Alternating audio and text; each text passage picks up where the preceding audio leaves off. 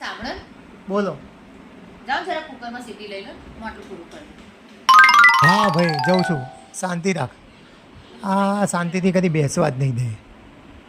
આ સીટી કેવી રીતે લેવાની સાલી? આપણને તો આવડતી જ નથી.